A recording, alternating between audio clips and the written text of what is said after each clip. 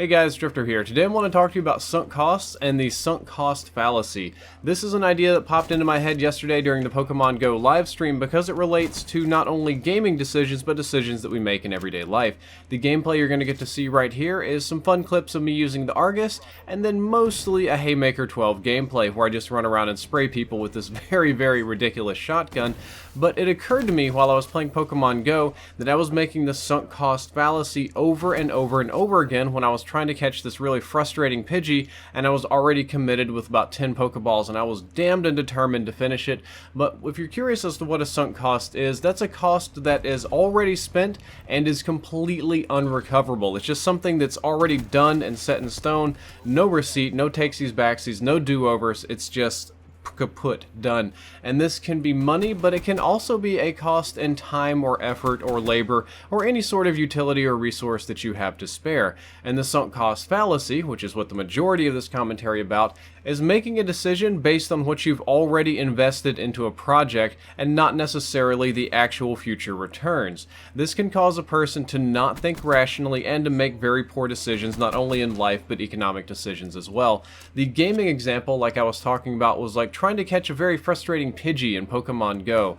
I'm sitting there and I'm thinking like, alright, I've already thrown 15 Pokeballs at this guy. I'm just not going to let this little bastard go. I'm not going to waste these Pokeballs. I'm not going to let him get the best of me. And I'm just throwing more and more Pokeballs at it. But at the end of the day, I have to ask, was he even worth 15 Pokeballs to begin with? Will it be worth risking 5 more to catch the Pidgey? In reality, probably not, but my brain wants to recoup its losses. My brain says, you're already invested in this project, you've already put this effort in, you need to get something back out of it, when in reality, it's probably a smarter decision just to flee and to save the Pokeballs for Pokemon that are lower CP and easier to catch. Or the Call of Duty example, since this is a COD channel, it's okay, so I've already thrown these 2 stun grenades around the corner, I've hit the same guy twice, he's double stunned. It seems kind of wasteful to let him go. At least that's how my brain thinks. I think he's been stunned once, he's been stunned twice, he's gonna be a sitting duck, and I've already used some of my very valuable tacticals on him. It just seems an absolute waste to let this guy live.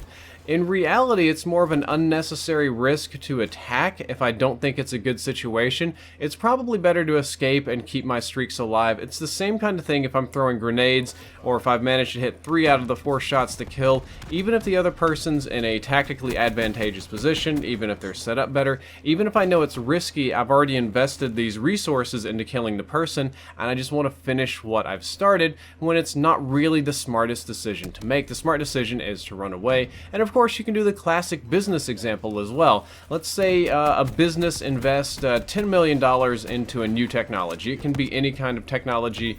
Let's just say it's like an automatic nose picker, just for fun here, right? They put $10 million into it only to see a new and better technology emerge before their original investment can pay off. So at this point, it's going to take another $5 million to finish their initial project. But this new amazing technology only takes $2 million to finish, but here's the kicker. Both payouts are exactly the same. And they've already put in $10 million now. Do they go ahead and scrap the entire project and start over from scratch and do the $2 million one? Or they put in $5 million to finish and you get the same payout? The rational decision is actually to scrap the $10 million and just go ahead and go to the second project with the much lower startup cost. Even though the money seems wasted, when you look at it that way, you're actually making money and getting a better return on investment, because as of today, as of this point moving forward, the second project still costs less money and has the same payout. But a lot of businesses and people don't do that because they've already invested $10 million into this technology, into this thing. We're going to make it work. We're going to make it do. We're going to do, we're going to finish this, right? You can kind of see that with like the Xbox One launch, how they're very committed to these Kinects. We've already got them manufactured. We've already spent this money, even though our customers don't want it and it's going to hurt sales and all this kind of stuff. We're committed. We're going to do it. We're going to push through. You can see it in marketing campaigns for big brands and stuff like that. Let's move on and talk about the reasons for this so that you can catch yourself when you're making this mistake. The number one reason is personal investment. People like to finish what they've started. People don't like to roll over and quit. People don't like to stop halfway through a project. We're human beings. We gain satisfaction out of mastery and completion and doing good work, so we really like to see things come to fruition. And it can get very personal in multi-year projects. It's not short-term decisions that do this, but the long-term ones, R&D, technology, big brands and marketing campaigns, governmental decisions. If it's a project like building a spaceship that takes 10 years, people can get very, very personally committed to these projects, even irrationally so, and they get very determined to finish.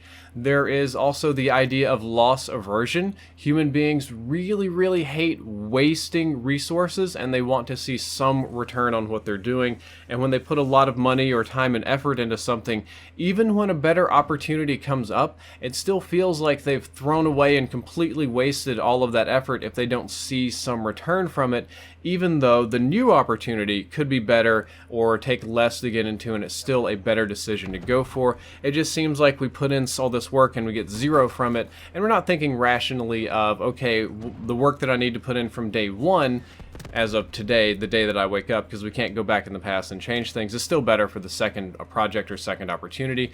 And finally, we have personal responsibility. You find this more in organizations than you do with individual decision making, but it's good to keep in mind is that people do not want to be viewed as a failure. No person, young, old, rich, poor, male, female, whatever demographic you fit into, nobody wants to be labeled a failure. And when you have to scrap a big project, when you have to backtrack a decision, when you change your mind, when you do something, we tend to view that person as a failure, as somebody that could not complete, somebody who just obviously doesn't have their stuff together because they have to waste all these resources. And in order to avoid that stigma, that shame, that labeling of a failure, people commit and they say it's better to finish the project, finish the idea, and just be like, nah, the market wasn't doing it right. Well, I finished, it just didn't quite pan out right, and not I quit halfway through because I knew it was a bad idea. It's actually not better to finish in this case. It's better to save your resources and time and money and just let it go. So that is the sunk cost fallacy. It's just something that popped up the other day while I was playing Pokemon Go. I thought I'd make for an interesting video topic, and it's something that I've been kind of struggling with here recently because I'm upgrading my streaming setup. I'm doing a lot of crazy things. I'm actually doing some real investments into making videos instead of just, the ones who just COD commentaries all the time, right? So I'm playing with this all the time, and I'm trying to determine what's the best thing to do today moving forward and not focus too much on past costs, and I don't know, just something popped in my head. I thought you guys would find it interesting. If you did, don't forget to like, favorite, and subscribe. Drifter out.